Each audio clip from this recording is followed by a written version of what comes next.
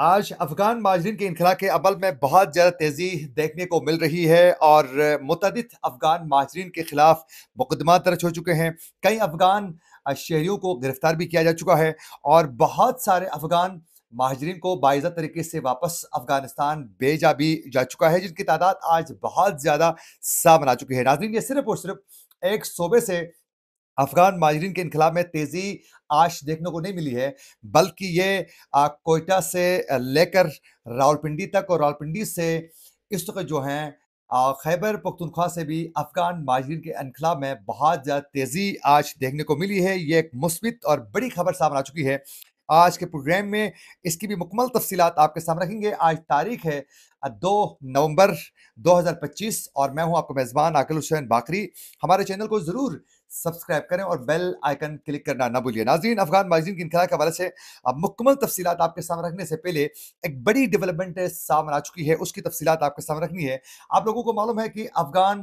तालिबान के जो तर्जुमान हैं, ज़बीहुल्लाह मुजाहिद की जानिब से ये इल्ज़ाम आयद किया गया था कि पाकिस्तान में जो सिविलियन जो हुकूमत है, वो अफ़गानिस्तान के साथ मुज़ाकरात चाहती है और वो मुज़ाकरात के ज़रिए मामलात को हल करना चाहते हैं, बेहतरी लाना चाहते हैं। लेकिन उन्होंने ये इल्ज़ाम लगाया था कि पाकिस्तान की जो फ़ौज है, वो ताल्लुकात में बेहतरी नहीं चाहती है और इसीलिए जो है वो कोशिशें जब तेज़ होती हैं मुज़ाकराती अमल का, तो फ़ौज उसे नाकाम बनाती है। इस पर पाक फ़ौज की जानिब से तो कोई रद्द-अमल सामने नहीं आया है। अलबत्ता इस पर वज़ीर दिफ़ा ख़वाजा आसिफ़ और इसके साथ-साथ अता तरार की जानिब से भी बड़ा सख्त इसमें मौक़िफ़ भी सामने आ चुका है और इसके कुछ हक़ाइक़ हैं, वो भी आपके सामने रखेंगे। नाज़रीन, इसके इस बयान पर जो है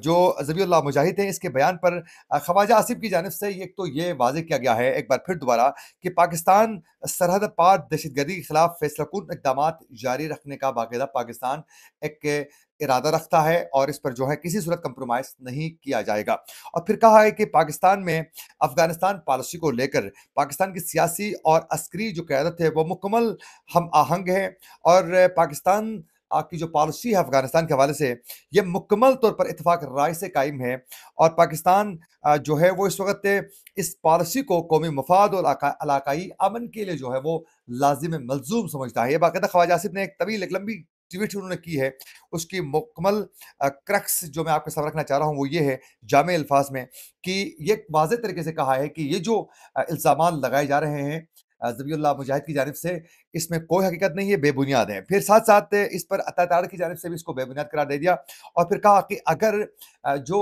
कार्रवाइयाँ करने वाले वो पाकिस्तानी हैं, तो फिर जो अफ़गानिस्तान में मौजूद हैं वो पाकिस्तानी जो आपके बकौल उनको पाकिस्तान के हवाले करें, फिर हम खुद उनके साथ निपटेंगे। ये उनकी जानिब से ये भी वाज़ेह किया गया है। अब जहाँ तक उनके इल्ज़ाम की बात है, तो ये ज़बीहुल्लाह मुजाहिद से कोई पूछे कि अगर वाक़ई पाकिस्तान की फ़ौज नहीं चाहती है अफ़गानिस्तान से ताल्लुकात को स्ट्रॉन्ग करना, तो फिर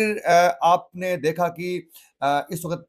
दोहा के बाद इस्तांबुल में तवील नशिस्तें होने के बाद भी मुज़ाकराती अमल में उस तरीके से अफ़गान तालिबान ने टीटीपी के जो सरगना है अफ़गानिस्तान में मौजूद, जो ऑपरेट करते हैं वहाँ से, उनके खिलाफ कार्रवाई करने के हवाले से क्यों नहीं यकीन दहानी करवाई, जो कतर और तुर्की के जो इस मुज़ाकराती अमल को आगे बढ़ाने वाले जो सालसी थे, उनको वो क्यों नहीं उस तरीके से एतमाद दिलवाने में कामयाब हुए और सिर्फ़ और सिर्फ़ इस वक़्त जो है जंगबंदी पर तो आमादगी का इज़हार हो चुका है, दोनों ममालिक की जानिब से, लेकिन अभी तक जो है अफ़गानिस्तान ने पाकिस्तान को टीटीपी के खिलाफ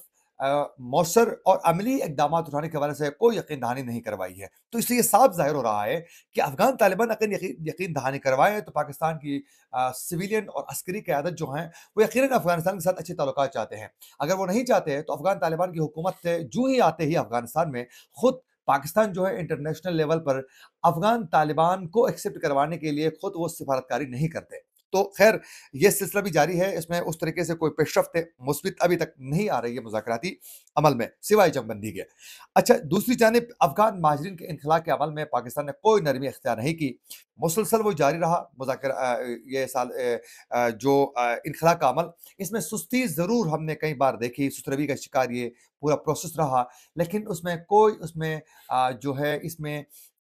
मुकम्मल तरीके से इससे पीछे पाकिस्तान नहीं हटा। नाज़रीन, आज जो बड़ी डेवलपमेंट सामने आ चुकी है वो कुछ यूँ है कि अफ़गान महाजिरीन के इनखला के अमल पे जो है कोयटा, रावलपिंडी और केपी से भी बड़ी डेवलपमेंट सामने आ चुकी है। तो सबसे पहले अगर कोयटा की बात की जाए तो कोयटा से जो डेवलपमेंट सामने आ चुकी है उसमें अफ़गान महाजिरीन के बाइज़्ज़त है इस वक़्त जो इनखला का अमल है वापसी का, उसमें तेज़ी मुसलसल जारी है और एक ही रोज़ में 10,700 अफ़गान